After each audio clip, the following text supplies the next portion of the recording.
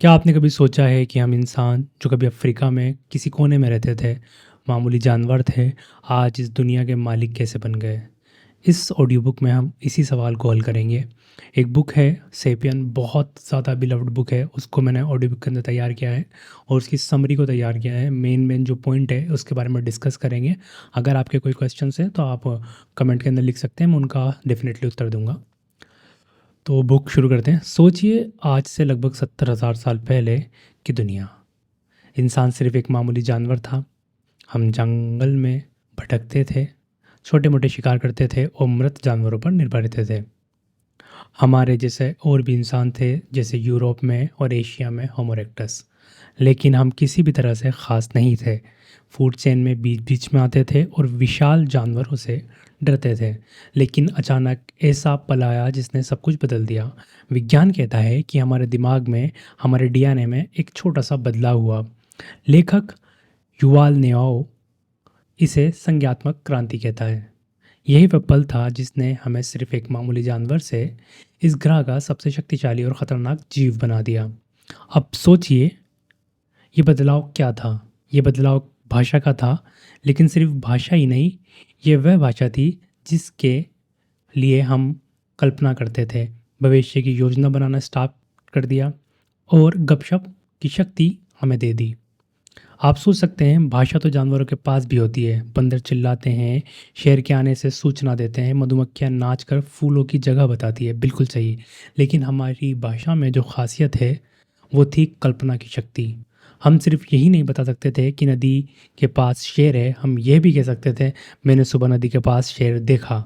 हम भविष्य की योजना बना सकते थे, कल सुबह हम मिलकर उस शेर का शिकार करेंगे। और सब क्रांति शक्ति थी। असली में मौजूद न होने वाली चीज़ों पर विश्वास करना, भूत, भगवान, देश, कानून, पैसा जैसी चीज़ें केवल हमारी कल्पना में हैं। कोई भी चिंपांजी आपको ये नहीं बता सकता कि अगर तुम मुझे केले दोगे तो मरने के बाद में तुम्हें बंदरों के स्वर्ग में ढेर सारे केले मिलेंगे। इस शक्ति ने हमें हजारों अजनबियों के साथ मिलकर काम करने की क्षमता दी। एक इंसान अकेला किसी भी बड़े काम के लिए सक्षम नहीं था, लेकिन जब हम साझा कहानी पर विश्वास करते हैं तो अजनबियों पर विशाल झुंड भी एक साथ काम कर सकता है। सोचिए, एक भारतीय सैनिक दूसरे भारतीय सैनिक के लिए जान दे सकता है जिसे वह कभी मिला ही नहीं। क्यों? क्योंकि वह भारत का ही नाम की कहानी पर विश्वास करते हैं। दो वकील जो कभी नहीं मिले एक कंपनी को बचा सकते हैं। क्यों? क्योंकि वह दोनों कानून और न्याय की कहानी पर भरोसा करते हैं। ये शक्ति हमें अफ्रीका से बाहर फैलने का मौका देती है। हम जहाँ गए वहाँ के विशाल जानवर विलुप्त होने लगे। ऑस्ट्रेलिया के विशालकाय कंगारू अमेरिका में मेमन्स और हमारे शिकार बन गए। हमने नीदरलैंड जैसी दूसरी इंसानी प्रजातियों को भी ख़त्म कर दिया। हम इस ग्रह पर सबसे महान शिकारी बन गए। हम फूड चेन में छलांग मारकर खुद को सबसे ऊपर रख दिया। हमने ये सब मुमकिन हुआ इसलिए हम कहानियाँ बना सकते हैं और उन पर विश्वास कर सकते हैं। लेकिन इस शक्ति ने हमें खुश भी किया है। हमने अनजाने में ऐसे रास्तों पर कदम रखा जो आगे चलकर जाल में बदल गया। हम दुनिया जीत सकते थे और जीत भी ली, पर क्या हम खुश थे? इस सवाल का जवाब अगले अध्याय में मिलेगा। अब आप सोचिए, हम भाषा और कल्पना की शक्ति से शिकार तक सीमित नहीं रहे। इसी क्रांति ने हमें सामाजिक जाल और सहयोग की नींव दी। एक चिंपांजी का झुंड ज़्यादा से ज़्यादा 50 या 100 तक सीमित होता है। उससे बड़ा झुंड में अराजकता फैल जाती है, लेकिन हम इंसान हजारों अजनबियों के साथ मिलकर काम कर सकते हैं। हम एक ही समय में कई कहानियों पर विश्वास करके एक विशाल संगठन बना सकते थे। एक गांव से शहर, शहर से राज्य, राज्य से साम्राज्य। यही शक्ति हमें इंसानों से संस्कृति, कानून, धर्म और पैसा जैसी व्यवस्था तक लेकर आई। इस क्रांति की सबसे बड़ी खूबी यह थी कि हम केवल अस्तित्व के लिए नहीं, बल्कि मनुष्य की सोच और विचार और विश्वास के लिए भी क्रांतिकारी थी। हमने अपने भविष्य की योजना बनाई, अपने अतीत को याद किया और अपनी कल्पना से नई दुनिया बनाई। कल्पना कीजिए, एक इंसान एक नदी पर खड़ा है। उसके पास दो विकल्प है, शिकार करना या खेती करना, लेकिन वह सिर्फ इस पल में नहीं सोचता। वह अपने पूर्वजों की कहानियाँ, अपने समुदाय के विश्वासों और अपनी कल्पना के आधार पर निर्णय लेता है। यही उस उसे सिर्फ जीवित रहने वाला जानवर नहीं बल्कि समाज बनाने वाला इंसान बनाती है। युवल हरारी से कहते हैं, कहानी बताने और विश्वास करने की शक्ति ने इंसान को जो शक्तिशाली बनाया, यही शक्ति आगे चलकर हमें पैसा, साम्राज्य और धर्म जैसी व्यवस्थाओं का निर्णय और निर्माण करने में मदद करती है। जो संज्ञात्मक क्रांति ने केवल हमारे दिमाग के तार नहीं हिलाए, बल्कि हमें भविष्य की योजना बनाने, अतीत को याद करने और कल्पना की दुनिया में विश्वास करने की क्षमता भी दी। इसी क्षण को इंसान की कहानी का शुरुआती दौर कहा जाता है, मामूली जानवर से दुनिया का सबसे खतरनाक जीव बनने तक। 70,000 साल पहले इंसान सिर्फ एक मामूली शिकारी संग्राहक था। जंगलों में भटकना, फल और जड़ों को इकट्ठा करना, छोटे जानवरों का शिकार करना, यही उसका जीवन था। लेकिन लगभग 10,000 साल पहले ऐसा बदलाव आया जिसने इंसानी जीवन की पूरी दिशा बदल दी। इसे हम कहते हैं कृषि क्रांति। शुरुआत में बहुत ही आकर्षण लगती थी। सोचिए, इंसान अब भटकने की ज़रूरत नहीं रखता है। खेती करके एक ही जगह पर बस सकता है। गांव, नगर और फिर शहर बसाए जा सकते हैं। यह इंसानियत की प्रगति की सबसे बड़ी छलांग लगती थी। स्कूलों में यही सिखाया जाता है कि कृषि क्रांति इंसान की सबसे बड़ी उपलब्धि थी। लेकिन युवाल नोआ हरारी कहते हैं कि यह एक महान धोखा था। इंसान के इतिहास में सबसे बड़ा जाल था जिसे हम खुद के लिए बुन चुके थे और उसमें फंस चुके हैं। पहले के दिन हमारे पूर्वज शिकारी संग्राहक थे। उनका जीवन संतुलित था और सरल था। दिन में सिर्फ कुछ ही घंटे काम करते थे, बाकी समय आराम, खेल और सामाजिक मेलजोल में बिताते थे। उनका डाइट विविध थी, फल, जड़ें, मांस, हर पोषक तत्व मिलता था। उनका जीवन तनाव से मुक्त और खुशहाल था। फिर कुछ लोगों ने गेहूं, चावल और मक्का उगाना शुरू किया। उन्हें लगा कि जीवन आसान होगा, अब भटकने की ज़रूरत नहीं, हर समय भोजन मिलेगा। लेकिन असल में हुआ ये कि गेहूं ने इंसानों को पालतू बना दिया। सोचिए, एक गेहूं का पौधा इंसान को कैसे नियंत्रित कर सकता है। उसे पानी, सुरक्षा और देखभाल चाहिए। इंसान हर सुबह से लेकर शाम तक खेतों में मेहनत करता है, ज़मीन जोतता है, बीज बोता है, पौधों को पानी देता है, जंगली घास हटाता है और फसल की रखवाली करता है। उसे जीवन उसका जीवन अब अनाज के इर्द गिर्द घूमने लगा। इसके कारण इंसान की डाइट सीमित हो गई। केवल अनाज खाने से पोषक तत्वों की कमी होने लगी। एक ही जगह पर रहने से नई नई बीमारियां फैलने लगी। फसल खराब होने पर भूखमरी और मृत्यु का खतरा बढ़ गया। लेकिन इसका सबसे बड़ा असर दिमाग पर पड़ा। इंसान पहली बार भविष्य की चिंता करने लगा। अगर बारिश नहीं हुई तो क्या होगा? कीट फसल खा गई तो क्या होगा? अगले साल के बीज कैसे बचाए जाएंगे? यही चिंताएं इंसान के दिमाग में घर कर गई। संपत्ति का कॉन्सेप्ट भी इसी समय से आया। मेरा जीवन में मेरी ज़मीन है, मेरा अनाज है, मेरा संपत्ति कहाँ से आती है? वहाँ असमानताएं भी आती है। जहाँ कुछ लोगों के पास बहुत ज़्यादा ज़मीन हो गई, वे राजा बन गए। बाकी लोग उनकी ज़मीन पर मजदूरी करने वाले किसान बन गए। समाज के वर्ग बन गए राजा, पुजारी, सैनिक और किसान। इस नए समाज के ढांचे में शोषण और अन्याय को भी जन्म दिया। इंसान एक जाल में फंस चुका था। आबादी इतनी बढ़ गई थी कि फिर शिकार, संग्रहण, जीवन में लौटना नामुमकिन था। कृषि ने सिर्फ भोजन की सुरक्षा नहीं दी, बल्कि जनसंख्या विस्फोटक, कुपोषण, बीमारियां और समाज में असमानताएं भी। इसका अंदाज़ा यह है कि हमारी आज़ादी खो गई और उसने अनजाने में गुलामी को चुन लिया। लेकिन सवाल उठता है, इतने लोग एक साथ रहते थे तो समाज में व्यवस्था कैसे बनी? लाखों अजनबी कैसे मिलाए गए? इन्हीं सवालों का जवाब इंसान ने 3 शक्तिशाली काल्पनिक आविष्कार किए: पैसा, साम्राज्य और धर्म। ये ही वे वो कहानियाँ जिन पर विश्वास करके इंसानियत ने अपने समाज को संगठित किया। पहला, पैसा। सोचिए, पैसा बनने से पहले लोग अदला बदली करते थे। मेरे पास गेहूं है, आपके पास जूते हैं, हम बदल सकते हैं। लेकिन समस्या यह थी कि कभी आपको मेरी चीज़ की ज़रूरत नहीं हो तो आप क्या करेंगे?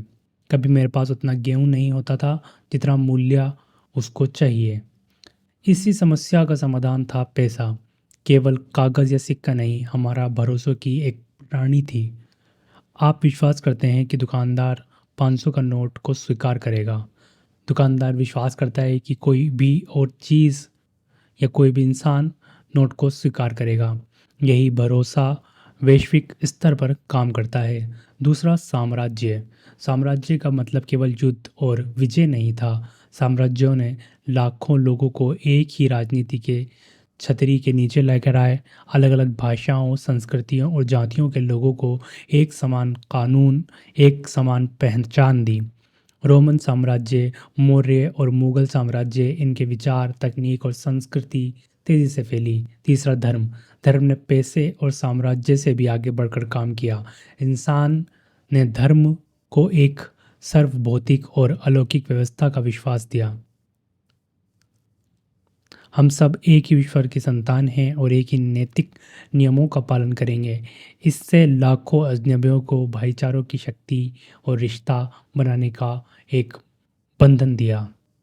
तो कृषि क्रांति ने हमें एक जाल में फंसाया, लेकिन पैसा, साम्राज्य और धर्म ने उस जाल से सामूहिक संगठन बनाया। यही तीन शक्तियां थी जिन्होंने इंसान को समाज बनाने, बड़े शहर बसाने और आगे की सभ्यता को नींव रखने में मदद की। लेकिन कहानी यहीं ख़त्म नहीं हुई। लगभग 500 साल पहले एक और क्रांति हुई, वैज्ञानिक क्रांति। और यह कृषि क्रांति और इन तीन शक्तियों से कई गुना अधिक ताकतवर थी। इंसान ने अब खुद को भगवान बनने का रास्ता रख दिया और खोज लिया। पिछले हजारों सालों ने इंसान, पैसा, साम्राज्य और धर्म की कहानियों पर जो नींव रखी थी, दुनिया के अहम सवालों पर जब धार्मिक ग्रंथों में माने जाते थे। अगर किसी को कुछ जानना हो तो वह किसी ज्ञानी के या पादरी से पूछता था। लेकिन 500 साल पहले यूरोप में एक नई सोच आई, हमें नहीं पता। इंसान ने पहली बार अपनी अज्ञातता को स्वीकार किया, और स्वीकार रोकती ही विज्ञान की क्रांति की मूल थी।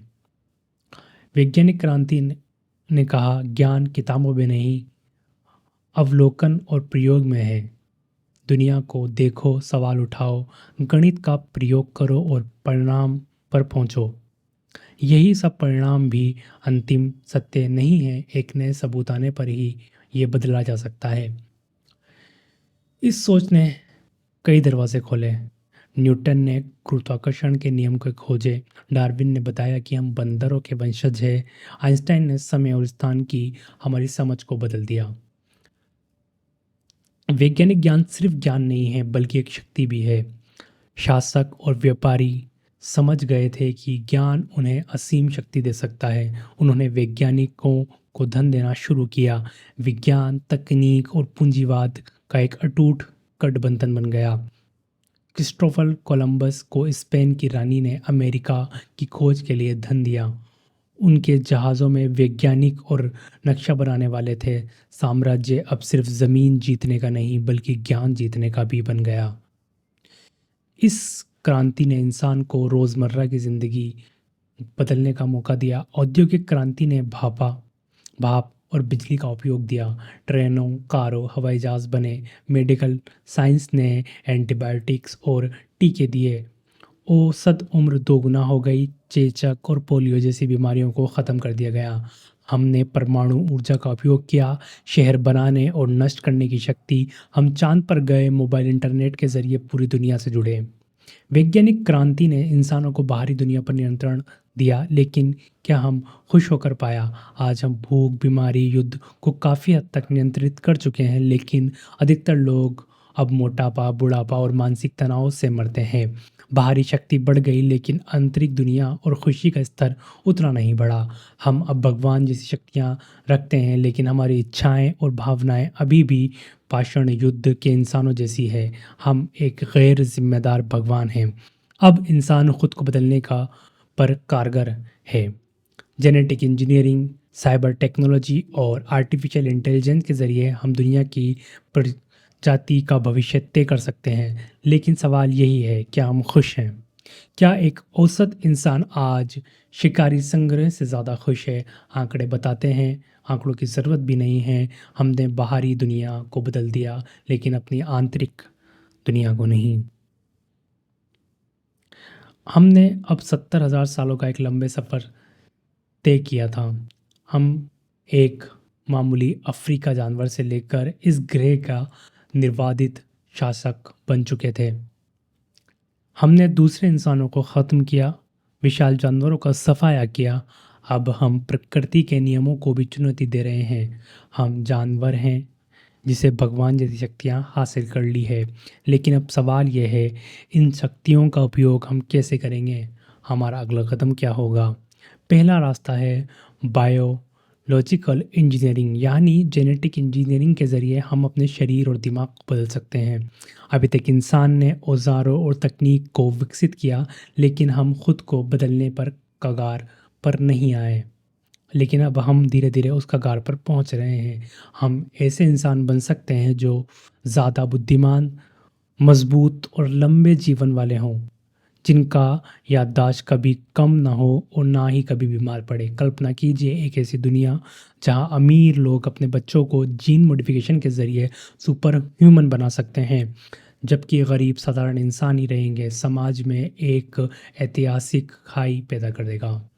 अब यह सिर्फ अमीर और गरीब का फासला नहीं, बल्कि दो अलग प्रजातियों का फासला होगा।